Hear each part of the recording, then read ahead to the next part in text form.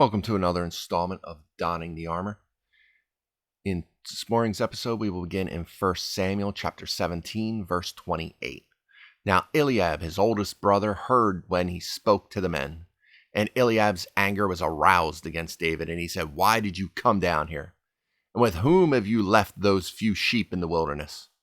I know your pride and insolence of your heart, for you have come down to see the battle." So much like Joseph's brothers, when Jacob sent Joseph out to go check on his brothers, they became angered that they need their younger brother looking after them. Eliab hears the words of David and becomes angered. He becomes angered because he's embarrassed. Let's get that straight. Now, what's he embarrassed about? We back up a few verses. The people we're talking about as they fled from the sight of Goliath after their chests were puffed out, insulting and screaming at the Philistines, daring them to come into battle, to fight to the death. Well, here comes their champion, once again, 40 straight days, offering to fight one-on-one to end the war without any other bloodshed. And they run off in dismay and terror. And they're talking about how, the man who kills Goliath, the king will enrich him.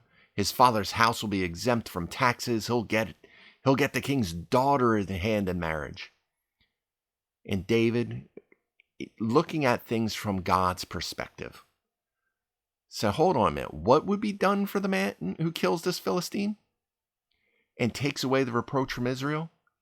For who is this uncircumcised Philistine that he should defy the armies of the living God? So the people answered him, saying, well, everything we said, that's what's going to be done. But Eliab heard the way David said it. He heard the indignation in David's tone. The idea that why do you even need to be rewarded to stand on the business of God, to defend your God, to defend your kingdom, to defend your people, to defend the honor and glory of the Lord. Now, Eliab is one of those guys. Him and his two other brothers are the three oldest brothers are in Saul's army. They're puffing out their chests. They're screaming.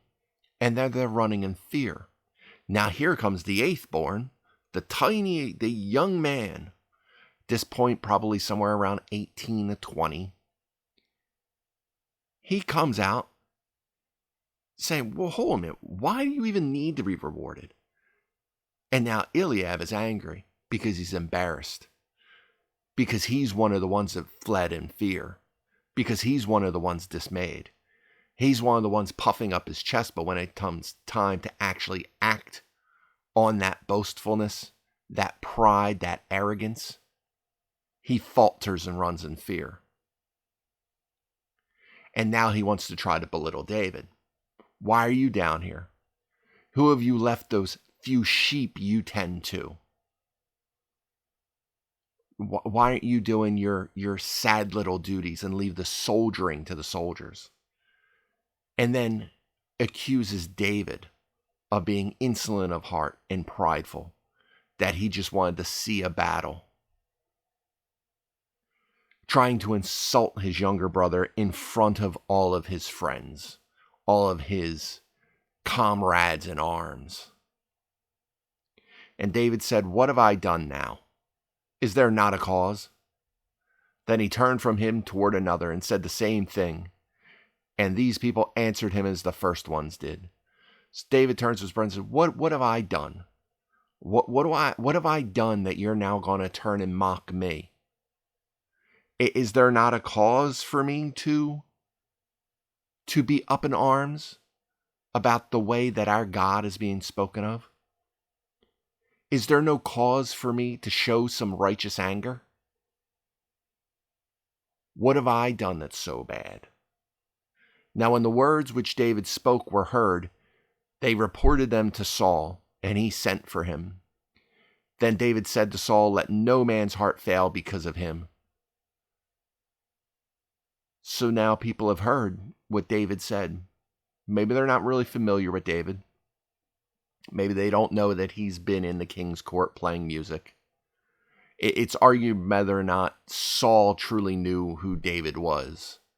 He heard him playing the music, but there's a sense of people debate whether or not, because Saul was never in his right state of mind when David played the music, that maybe he didn't recognize him, or if maybe he played behind a screen. I think, in a way, he knows who David is here. He knows who he is. He knows what he does, and he can see him. So he doesn't see him for a warrior. So they bring David, and when Saul sees David, I think he's just looking like, you brought somebody, you said there's a guy willing to challenge Goliath. This is the guy? This can't be the guy. But David says to Saul, let no man's heart fail him, because your servant will go and fight this Philistine. So he's saying, don't let anybody else fall into fear again, because I'm going to go. I have no fear of this giant, because my giant's bigger. They have a giant. A giant's still a man. I have a God. I'll go fight him. And Saul said to David, you are not able to go against the Philistine to fight with him, for you are a youth, and he is a man of war from his youth. So Saul's saying, no, look, you're a young man. You're not a soldier. You're a young man. Goliath, on the other hand, has been a man of war and a soldier and a killer of men since he was your age. So you're only at your age. He's been killing people since he was your age. You can't fight him. You're not capable of it. This doesn't show that Saul has no idea who David is. He'll ask him at the end, who are you from? But that's more of a, not, I have no idea who you are, but more of a more formal asking. Because he knew who he was and he knew whose son he was. But he's asking more formally about his kind of family line in a way. Or it could just be we'll get there. But David said to Saul, your servant used to keep his father's sheep. And when a lion or a bear came and took a lamb out of the flock, I went after it and struck it and delivered the lamb from its mouth. And when it arose against me, I caught it by its beard and struck and killed it.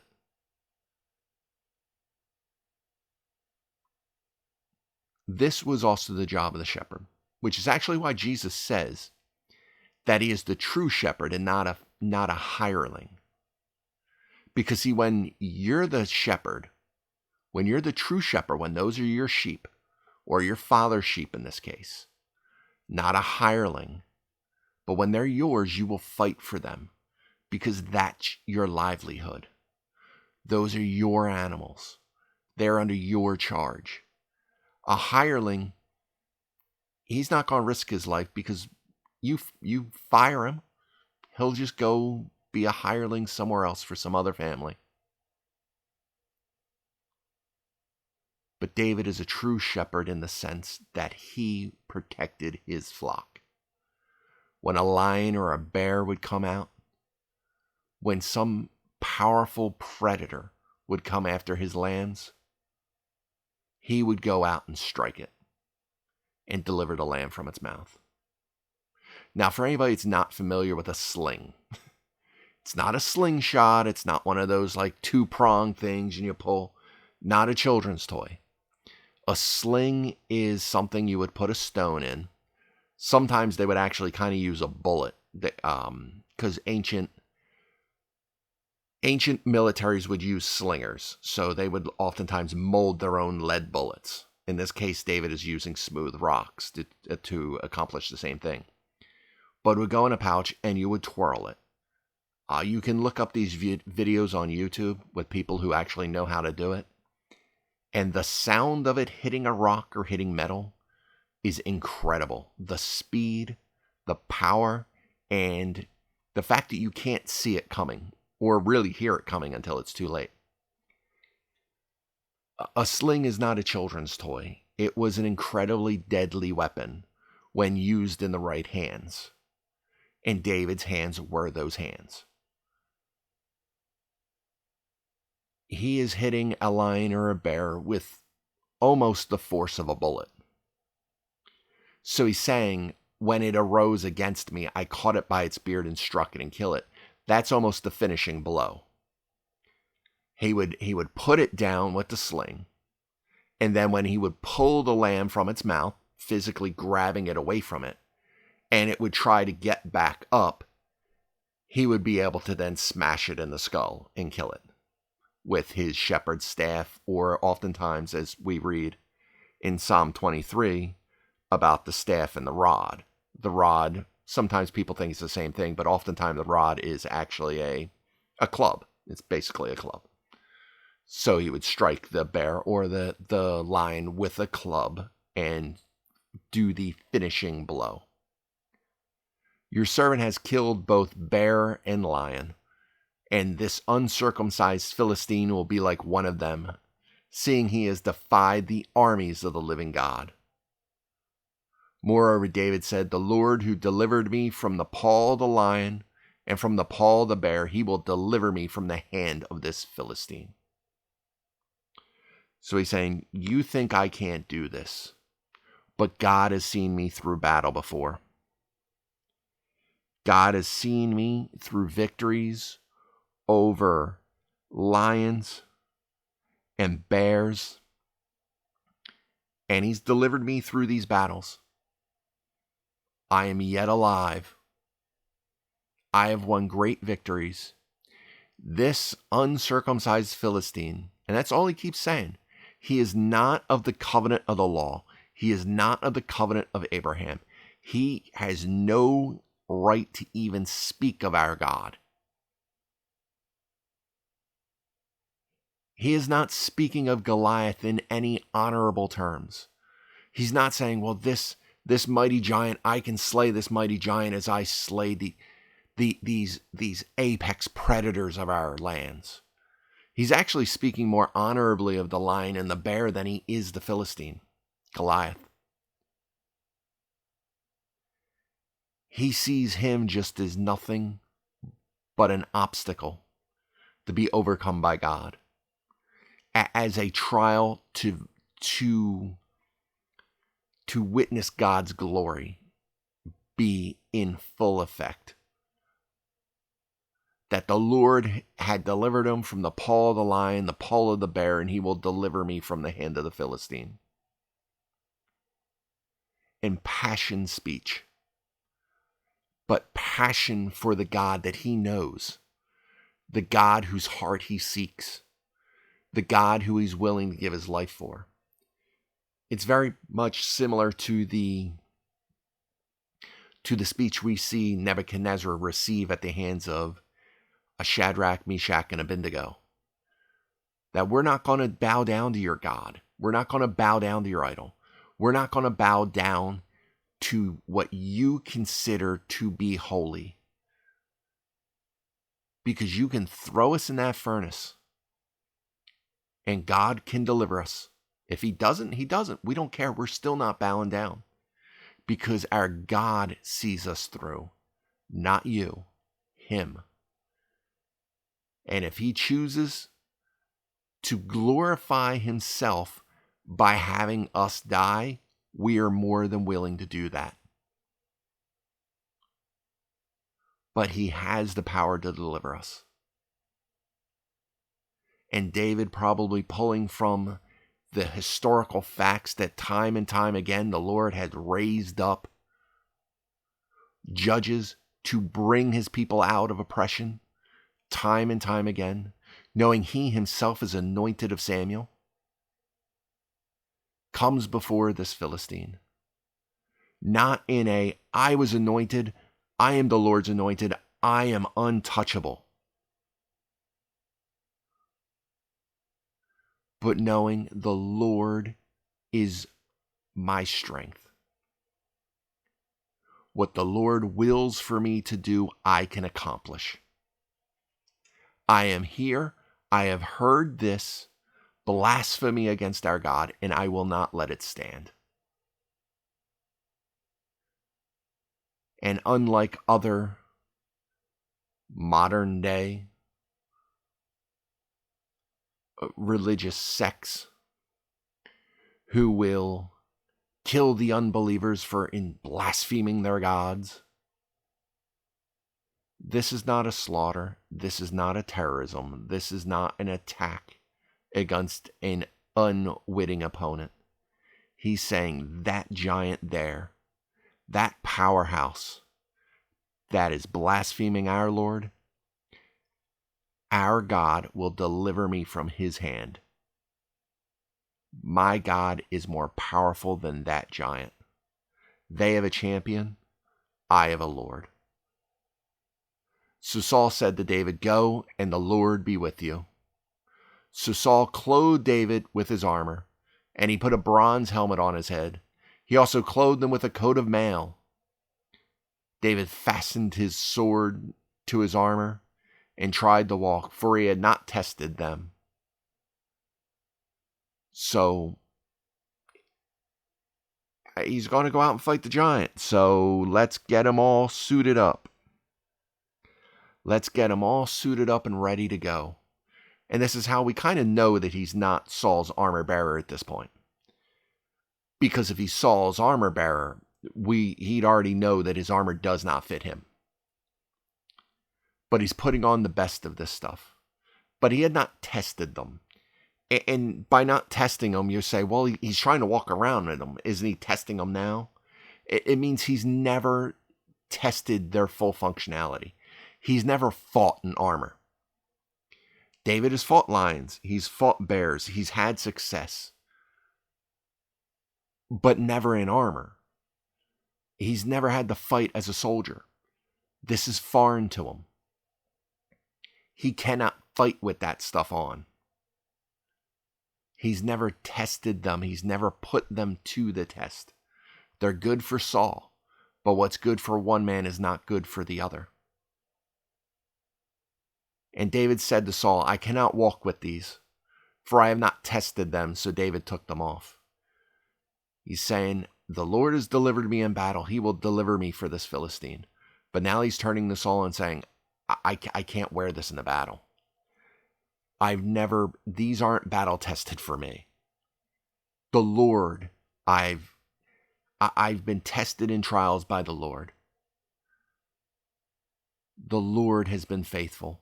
The Lord has saw me through. These things of yours, I've not tested them. I've never used them. I've never succeeded with them. I can't do this with those. So David takes them off. Takes them off to be set fully apart, just the way he would go into any other battle against predator looking to steal his sheep. Then he took his staff in his hand, and he chose for himself 5 smooth stones from the brook, and put them in a shepherd's bag, in a pouch which he had, and his sling was in his hand, and he drew near to the Philistine. There's always the question, why did he take 5 stones? And I said it in the last installment. There's 5 giants. Goliath has 4 brothers. Now, David himself actually, if I'm remembering correctly, David himself will not slay the other 4 giants. His mighty men of valor will slay those giants, because David is very old by that point, and his mighty men will not allow him to fight, even though he's willing. It's more like spirit's willing, but the body's not capable of doing it kind of thing. But why 5 smooth stones? There's 5 giants that will eventually be found. But more than likely, he's only got 1 shot. A sling isn't something you're able to, as a bow and arrow, take multiple shots in very quick succession. You think like Lord of the Rings and you see Legolas just firing off shot after shot after shot. You can't do that with a sling. A sling is something that needs to be spun. Momentum has to be gained. You release it, and then you kind of have to bring it back in and do it all again. This kind of battle, we have these ideas of titanic battles. And we'll see these things in movies, and they're all drawn out and long. If you watch DBZ, it takes like 45 episodes for 10 seconds of fight to go through. But in reality, that's actually what most of these battles are. They are decided very, very quickly. It was actually a panel out of a Wonder Woman comic years ago. I think it was Wonder Woman. But it was definitely Wonder Woman speaking. But that most people see these fights and they think they last a long time, but they're over in 10 seconds. Basically, the idea being all the action you see in the comic book that's going for page for page for page of all this battle, it's like 10 seconds long. As these soldiers would come into battle with their swords and their shields, the battle itself might last for hours, but each individual encounter between people would often be one or two strokes of a sword and then it's over. So more than likely, if David misses with this first stone, he is dead. Goliath will slice him apart. He's got one shot. So oftentimes people will ask the question of 5 stones, and symbolically it does seem to be 5 giants fits. Because more than likely he is not getting more than one shot off. But one shot's all he needs, and he knows that. He's got his sling in his hand. He's got his staff in his other hand.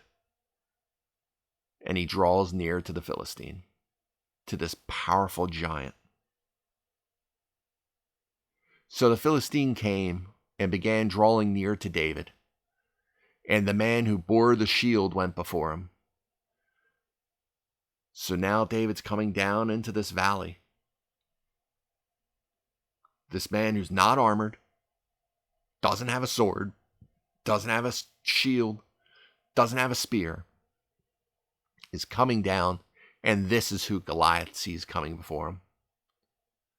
So Goliath begins to come back down the hill and begins drawing near David. And when the Philistine looked about and saw David, he disdained him, for he was only a youth, ruddy and good-looking. So he looks at him, and he's embittered by what he sees. He's embittered by what he sees in much the same way we'll see Naaman when he's stricken with leprosy, going to seek out Elisha and the God of Elisha to cure his leprosy. When he's told, go bathe in the Jordan 7 times, he's angered by the ease of what it is, by the fact that he's this mighty man, this general, this great warrior. Surely it should be something difficult. Surely it should be something majestic, something worthy of his high bearing that gets him cured. So for 40 days and 40 nights, Goliath's been making this challenge. And you have these great and powerful leaders, these warriors. You got Saul, head and shoulders above all the else. David's older brother, who is cut almost in the image of Saul, as we saw Samuel's description of him. That Samuel looked at him and said, that's definitely got to be the king. He's just cut down image of what a king and a warrior should be. But no, here's this young man, somewhere between 16 and 20. Good looking, but small. A young man. And that's it. And now he's bitter over the fact that all this time you have these words and this is what you give me? This. So the Philistine said to David, am I a dog that you come to me with sticks? And the Philistine cursed David by his gods. And the Philistine said to David, come to me and I will give your flesh to the birds of the air and the beasts of the field. So am I a dog? Am I so worthless? You're going to play fetch? You're going to throw sticks? I've been screaming out for a warrior, and this is what you bring me?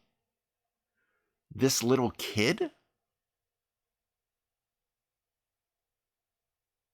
angered about what is before him instead of understanding the presence of God is what he needed to worry about.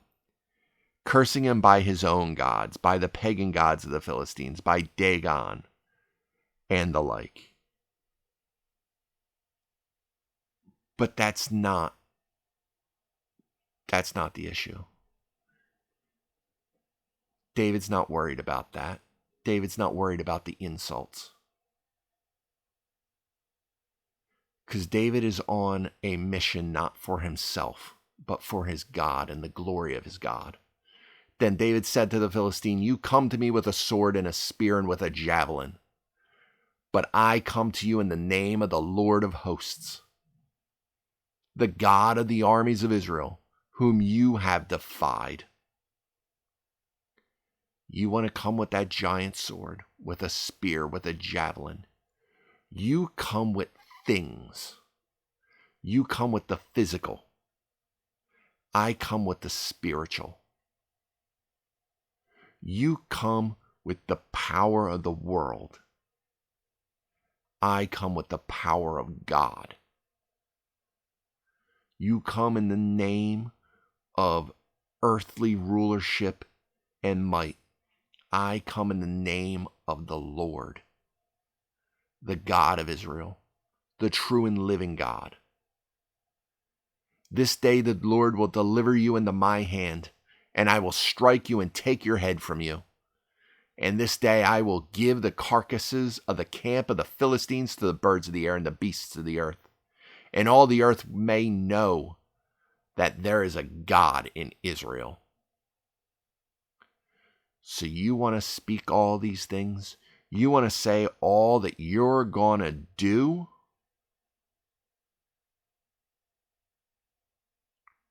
You're going to say all you're going to do. You're going to cut me to pieces and you're going to feed me to the birds of the air. What I am going to do to you and to the camp of your people will set an example for the rest of the nations around us, or the entirety of the world may know that there is a God in Israel.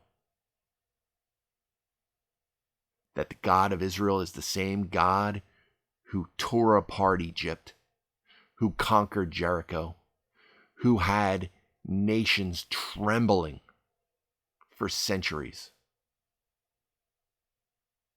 That God is alive and well and willing to act for his people. That same God of Samson who tore down that tower and tore down that temple and dropped it on the head of your people. That God is alive and well. Then all this assembly shall know that the Lord does not save with sword and spear, for the battle is the Lord's, and he will give you into our hands. So all this assembly, all you Philistines will understand that the Lord our God does not save with the sword and spear, for the battle is the Lord's. But this assembly, I have a feeling, doesn't just mean them. It also means the Israelites behind them. I have a feeling David is saying this as a way to show everybody, the Philistines starting the battle with the Israelites, and the Israelites who are cowering, too afraid to fight Goliath, because they're not willing to put their faith fully in the Lord. Just like at Kadesh Barnea, the spies telling the people not to go into the land because there are giants who make us feel like grasshoppers in our own eyes. That's what Goliath is doing to these people, making themselves feel weak and small because sword and spear is not going to win the battle. But the battle was never going to be won with sword and spear. It was going to be won by the power of the Lord. David understood that, and that is why he's a man after God's own heart. Not because he's sinless, not because he's just the greatest guy who ever lived, but because he understood the Lord is his guide is his strength and will see him through. So it was when the Philistine arose and came and drew near to meet David, that David hurried and ran toward the army to meet the Philistine. So he's not giving himself a chance to line up, a chance to get ready, a chance to give the Philistine the opportunity to get the first strike in. David knows how he has to fight. He's fought against predators before. He's fought against those who could kill him in the blink of an eye. And he understands the danger that Goliath poses. There's no doubt that David is not taking Goliath for granted. He understands the danger. He understands the reality of what that man can do if he gets a hold of him. So David's not giving him that chance. So as soon as Goliath starts to move away and starts to move near David, David breaks into motion and starts running. Immediately. Then David put his hand into his bag and took out a stone, and he slung it and struck the Philistine in his forehead, so that the stone sank into his forehead, and he fell on his face to the earth. One shot. David knew he was not going to get a second chance, but he trusted in the Lord to make the shot worth it. All the other Israelites were terrified about fighting Goliath because they knew their swords and shields couldn't stand up to the power of the Philistine. Nobody would have thought to use a sling because it's just a stone. But it's not just a stone, just as it's not just a serpent, just as it wasn't just a donkey, just as it wasn't just the Jordan. It's not the stone. It's the God using the stone, as it was the God using the donkey and the God using the Jordan. The power of God to do the impossible with somebody who's willing to step out into an improbable situation and put their faith on the line and work for his glory. So David prevailed over the Philistine with a sling and a stone and struck the Philistine and killed him. But there was no sword in the hand of David. Therefore David ran and stood over the Philistine, took his sword and drew it out of its sheath, and killed him, and cut off his head with it. David, not carrying a sword. After all, he didn't use the sword to kill lions and tigers and bears. I don't know why I threw tigers in there. He didn't use any of that. So he picked up Goliath's sword, probably that giant two-handed great sword, slung it up over his shoulder, and came down to remove the head of the giant.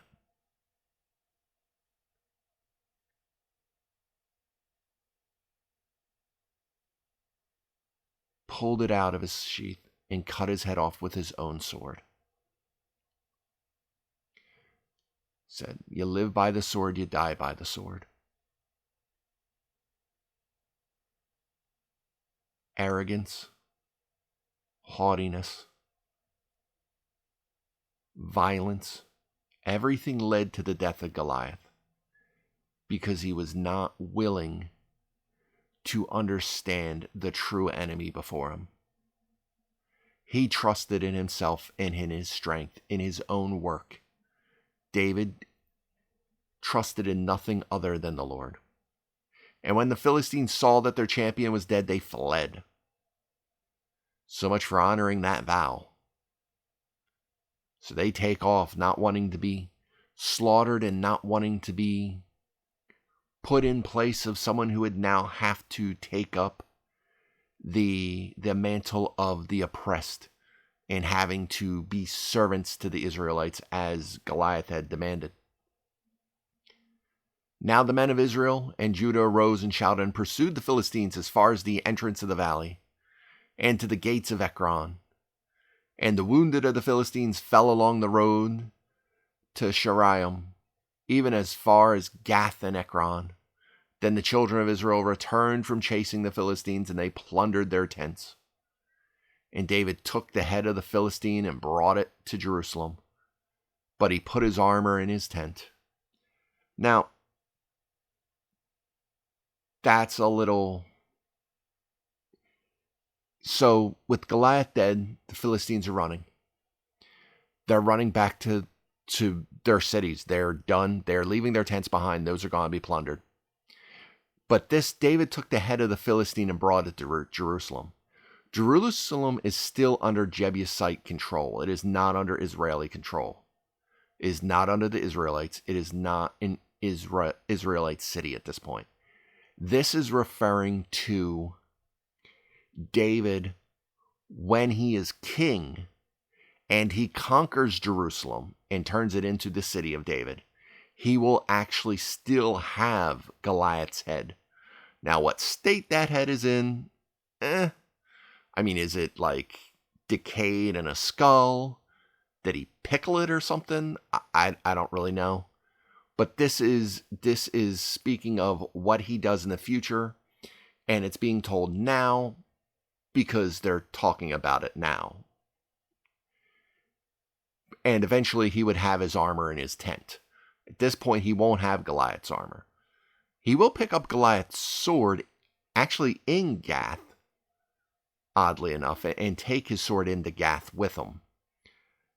And when he's fleeing from Saul. But at this point, we're looking at, in verse 54, something that is to come after David's king. When Saul saw David going out against the Philistine, he said to Abner, the commander of the army, Abner, whose son is this youth? And Abner said, as your soul lives, O king, I do not know.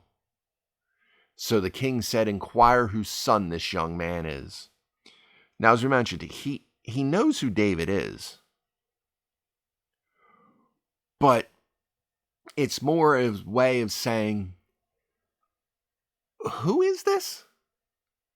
It's like when you see somebody that you know, and you know who they are, but then you see them do something that is so out of character or so beyond your expectations of them, you're kind of like, oh, hold on a minute. Who was this? Like, whose son is this? You know, this is the kid who plays the harp. Like, whose son is that? Like, was he the child of some powerful military leader? Like, am I missing something? Who is that? Then as David returned from the slaughter of the Philistine, Abner took him and brought him before Saul with the head of the Philistine in his hand. And Saul said to him, whose son are you, young man? So David answered, I am the son of your servant Jesse the Bethlehemite. So he's just saying, this is who I am, the son of Jesse. Your servant, one of your people in Bethlehem, this tiny little city. Not, oh, well, my father was this great battler. My father was this. My grandfather was Boaz. And no. I'm just a guy. But the reason why he wins is because he's just a guy. This is something that, who is this young man? Whose son are you, young man? Who are you to be able to do this? And David kind of has to remind them in a way, in a very humble way. I'm just a guy. You were the anointed of God to be king, I wasn't able to slay this giant because I'm someone special.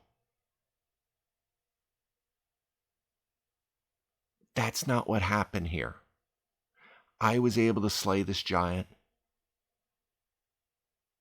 because of who I serve. I serve the living God. This victory was his. And victory will always be his as long as there's some nobody willing to step up and be the tool to use. God doesn't need the greatest. God needs the willing. And in the case of Jonah, sometimes the unwilling. But not the special. At this point in life, there is nothing special about David. Nothing outside of his heart for the Lord. He was anointed not in the way Saul was. Saul was anointed because he was everything the people wanted in a king. Everything our flesh wants. Everything our worldliness wants. Everything our eyes seek after. David was anointed because of what God saw. A heart that seeks after the Lord. Seeks to be right with the Lord. And seeks to be the tool of the Lord. To bring forth the will of the Lord. To do what is right in the Lord's eyes. Not in his own. Not seek to do and accomplish in his own power. But to accomplish in the power of the Lord. I am the son of your servant Jesse the Bethlehemite. I'm just this guy, this shepherd's son from this little town. I'm no one special. But I didn't need to be. Because the Philistines simply had a giant. They thought their giant was special. They thought their champion was a champion of specialty. Some great thing to be honored among men. I'm nothing special. But where they put their faith and their power in a man, as impressive and monstrous as he may have been, as accomplished as he may have been, as ferocious and important as he may have been in the eyes of men, they put their faith in him. And all those earthly things may be true. But I had something greater. They had a giant. I had a God. And there is nothing greater than my God. There is nothing that can stand before me that my God cannot drive down at my feet and give me victory. Because ultimately the victory isn't mine, it is his. Because his will be done. His kingdom be gloried. I'm nothing special. I'm a tool to be used at his disposal. That's why David was anointed. Not because he was special, but because he was just a shepherd boy. Somebody no one would have ever guessed. No one would have ever slotted into that position. But he was a man after God's own heart. Somebody after God's will, after God's glory, after God's righteousness.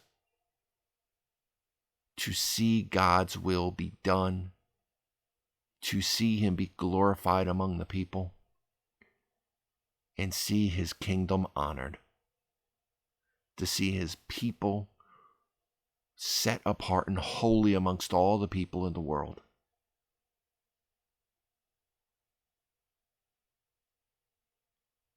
I'm no one special,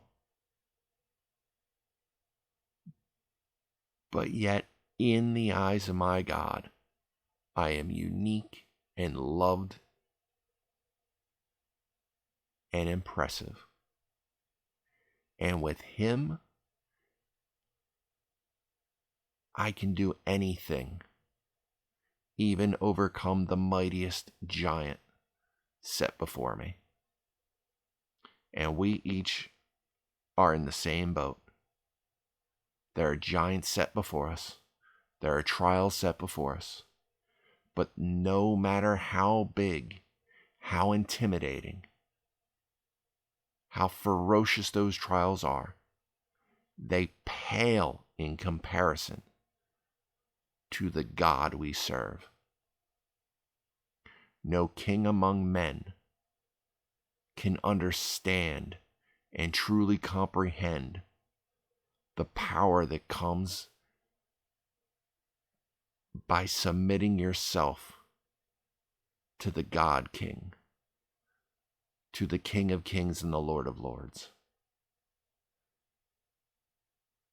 Because nothing stands before the Almighty God. All right, that's where we shall end it for this morning. I hope this was fruitful for you. I hope to see you back again next time. But until then, be blessed.